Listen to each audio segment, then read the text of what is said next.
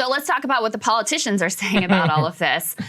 President Biden, let's go ahead and put A5 up on the screen. He says the CPI data is out of date because gas prices have fallen. Let me read this statement. He says, while today's headline inflation reading is unacceptably high, it is also out of date. Energy alone comprised nearly half of the monthly increase in inflation. Today's data does not reflect the full impact of nearly 30 days of decreases in gas prices that have reduced the price of the pump by about 40 cents since mid-June. Those savings are providing important breathing room for American families, and other commodities like wheat have fallen sharply since this report. It is a good thing that gas prices are going down. There's no doubt about it. But as I was saying before, if you look past the gas and food prices at core inflation, you still see these huge spikes. So, in terms of really making a case that we're at the peak of the crisis and things are going to start to abate, that maybe that could be the case, but there isn't particularly evidence for that in this report. This is also just so stupid. You're not supposed to celebrate $4.60 a gallon. I mean, we were sounding the alarm here on the show when gas was like $4.30 a gallon. And just look, keep in mind what's happening on the west coast of this country. California is still $5.90 $5.99 a gallon on average, which means in the city it's over $6 a gallon. Washington, Oregon, Nevada, Utah, Arizona, Alaska, Hawaii, and Illinois all still have $5 a gallon. The national price, it's at $4.60. Here in the Northeast, it's well over $4.50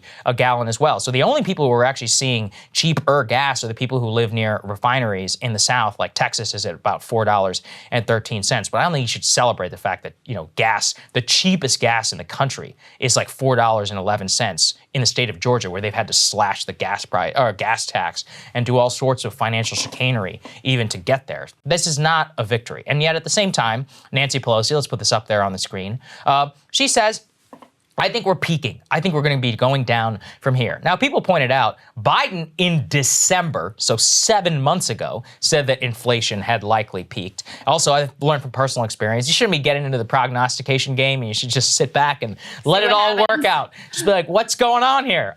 Because all we can really understand is that inflation is out of control for a multitude and a variety of reasons, far longer lasting than anybody expected. And you should have a deep amount of humility if you're a policymaker. Yeah. Let's throw that up there. The Biden comment specifically, I think it's the peak of the crisis. That was in December of 2021, back way before we hit 40-year highs on inflation. If anything, inflation's actually gotten worse in the last 7 months. So when you consider the cope and the prognostication from these people, the issue I have too is that they're just constantly trying to gaslight the American people. Like Biden is trying to go out there and say, well, gas prices have come down every day for the last 30 days. Yeah, you're right, from $5 a gallon nationally to $4.60. So 40 cents a gallon to a still unmanageable price. That's not a victory. They're always trying to play games with the charts and by saying, gaslighting people, this is the strongest labor market since World War II, the strongest economy. Listen, as you pointed out on the wage thing, wages are up 5, inflation is up 9. So that means people got a 4% cut. If you compare it to 2019, people got even larger of a cut. So what does that mean? Things are way too expensive.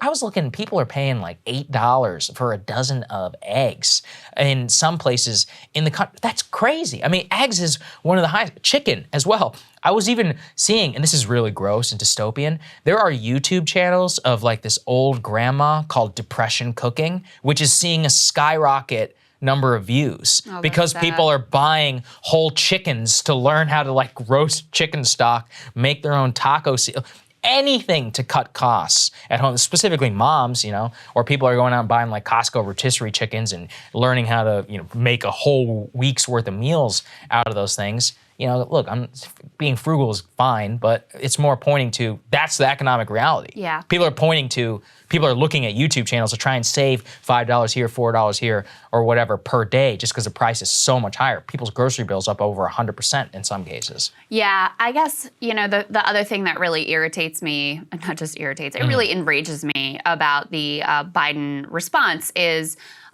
his defenders, would say, oh, well, back in December when he said he thought this was the peak, this before Russia invaded Ukraine. And so, this is out of our hands. What could we do? Yes. Completely ignoring the fact that we are playing a very active role in that crisis, that our posture and approach of keeping that war going indefinitely is creating massive inflationary pressures, not only for our own people, but around the globe. And this is part of, we covered the crisis in Sri Lanka, which has a myriad of causes, but one of them is skyrocketing food and fuel prices that are leading people to absolute desperation.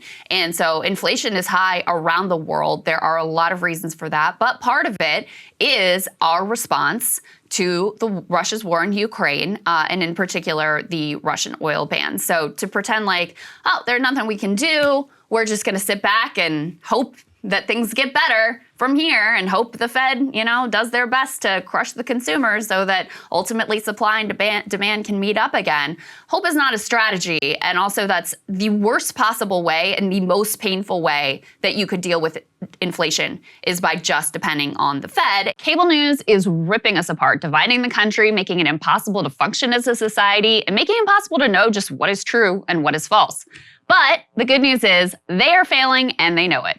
That is why we're building something new, a new mainstream, a healthier one, something more trustworthy, something that we are going to need in one of the most pivotal times in American history. We are building up here for the midterms, for the upcoming presidential election, but we need your help. So if you can help us out by becoming a premium member today at breakingpoints.com, we're trying to change America for the better and the entire world. So what are you waiting for, guys? Go to breakingpoints.com and sign up and help us build a new mainstream.